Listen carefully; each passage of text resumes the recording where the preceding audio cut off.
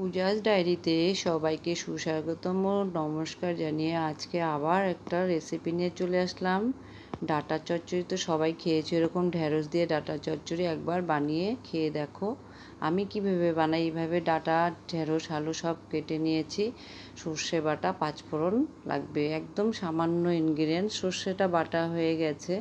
এখন দেখো এখানে কড়াতে তেল দিয়ে অল্প নুন দিয়ে দিব, কেননা নুন দিলে সবজিগুলো লাগবে না, তাই অল্প কড়াতে তেল দিয়ে নুন দিয়ে নিয়ে ঢেঁড়সগুলোকে আগে ভাজতে হবে।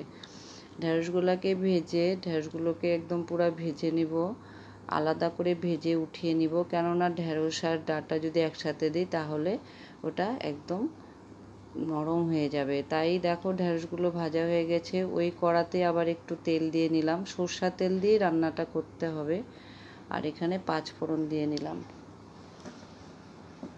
পাঁচফোড়ন দেওয়া হয়ে গেছে, পাঁচফোড়নটাকে ভালো মতো ভেজে নিব ফ্লেভার না আসা অবধি।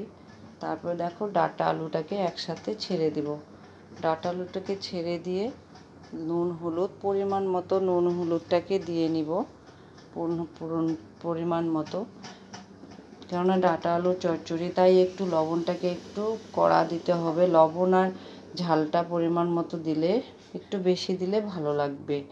তাই দেখো এখানে ডাঁটার আলুটা দিয়ে দিয়েছি, একদম অল্প সামান্য জল দেব, কেননা ডাঁটাগুলোকে একটু সেদ্ধ হতে হবে। ঢাকনা দিয়ে দিব, ঢাকনা দিয়ে দেখো একদম উঠিয়ে নিলাম, উঠিয়ে সেদ্ধ হয়ে গেছে। এখন ঢেঁড়সগুলোকে দিব। একদম কম ইনগ্রিডিয়েন্ট, কম সময় রান্নাটা হয়, ভীষণ ভালো লাগে খেতে। এইভাবে একবার বাড়িতে রান্না করে দেখো, কম সময় রান্না হয়ে যায়। এখন ঢেঁড়সগুলো দিয়ে অল্প ঢেকে দিলাম, কেননা ঢেঁড়সগুলো একটু নরম হয়ে যাবে। তাই দেখো ভাঙবেও না, কিচ্ছু হবে না, একদম গোটা গোটাই থাকবে ঢেঁড়স। তারপরে সেই সর্ষে বাটাটা দিয়ে দিব। সর্ষে বাটা একটু ঝালের পরিমাণটা দিলে চচ্চড়ি ভালো লাগে, ডাঁটাটা ঢুকে যাবে ডাঁটার মধ্যে সম্পূর্ণ মশলা। সর্ষে বাটা, তাই একটু চিনি দিয়ে নিলাম।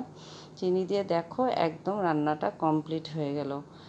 এইভাবে খেয়ে দেখো একবার। আর যে আমার সাবস্ক্রাইবার হওনি, পাশে থাকা বেল আইকনটি টিপে আমাকে সাবস্ক্রাইব করে দিও। আর দেখো আমার রান্নাটা রেডি। কমেন্ট করে দিও, শেয়ার করে দিও। বাড়িতে অবশ্যই ট্রাই করো, এই রান্নাটা ভীষণ ভালো হয় খেতে।